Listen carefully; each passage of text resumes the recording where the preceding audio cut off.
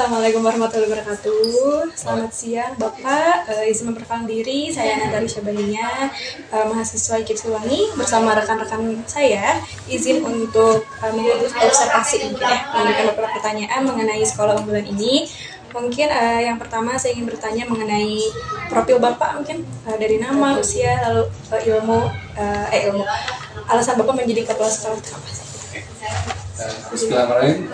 Perkenalkan, nama saya Arya Indriana. Usia saya sekarang 31 tahun. Pendidikan saya dulu S1-nya di Unpas. Kalau S2 pernah di UPI, tapi tidak selesai. Gak apa-apa ya. Kemudian saya tinggal di Cihideng, Kecamatan Parongpong. Saya sudah memiliki 1 istri dan 3 orang anak. Gitu. Alhamdulillah. Kemudian kenapa sih jadi kepala sekolah? Yang pertama saya runtut dulu.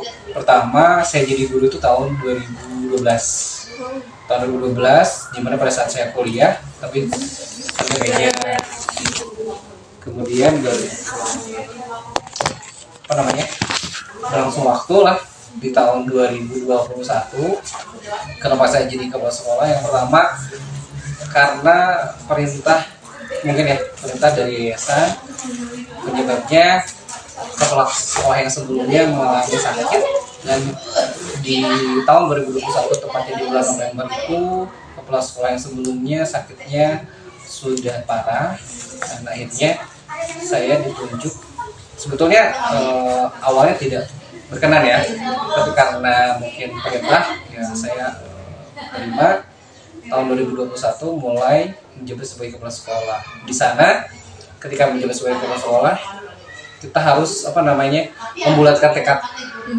Walaupun tugasnya berat, tetapi dengan landasan karena ingin mengabdi kepada sekolah, khususnya kepada anak-anak, dan ingin mengembangkan kemampuan guru. Di sanalah awal mula saya optimis gitu untuk melaksanakan tugas tersebut. 2 tahun ya Pak ya? 2 tahun. 2 tahun. 2 tahun sekarang. Pertanyaan selanjutnya mungkin Pak, visi dan misi sekolah ini apa gitu? Visi misi sekolah ini tuh kalau bisa dilihat ya banyak. Yang pertama itu visinya terwujudnya SD Kartika yang berkarakter religius, nasionalis, mandiri, gotong royong, integritas, atau kalau disingkat jadi apa tuh? Berdikari. Jadi berdikari itu singkatan. Kalau misinya itu ada banyak, boleh saya bacakan ya?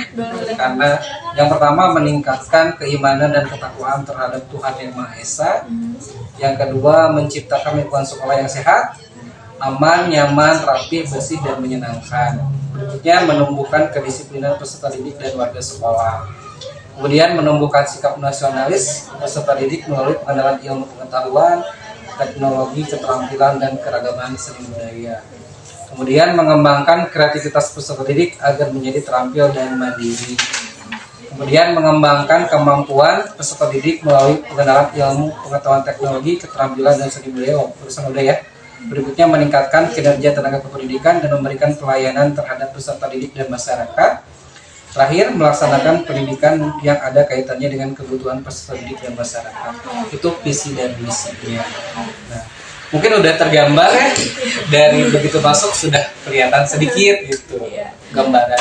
Selanjutnya mungkin dalam pembuatan visi misinya nih Pak, apakah semua warga sekolah itu dilibatkan? Jadi pembuatan visi misi itu wajib semua warga sekolah, termasuk komite dan paguyuban. Kenapa? Karena kalau misalnya semua stakeholder mengetahui, artinya kita bisa berjalan beriringan untuk mencapai visi misi itu terwujud gitu. Oke. Sejak kapan nih Pak sekolah Kartika ini menjadi sekolah unggulan? Lebih tepatnya mungkin lebih dari 10 tahun yang lalu sih. Jadi dari 2 kepala sekolah sebelum saya gitu. Karena yang paling menonjol itu waktu tahun 2016 di mana saat saya menjabat sebagai guru dan dikepalai sekolah oleh Ibu Hartini, itu kita sampai juara keempat tingkat nasional program sekolah sehat. Itu prestasi tertinggi sekolah kita. Untuk prestasi yang lainnya, kita di tahun 2014 juga mendapatkan juara 1 sekolah adiwiyata di Provinsi Jawa Barat. Kemudian juara 1 apa namanya lingkungan sekolah lingkungan gitu. Oh iya, Adiwiyata ya Pak? Iya di Wiyata.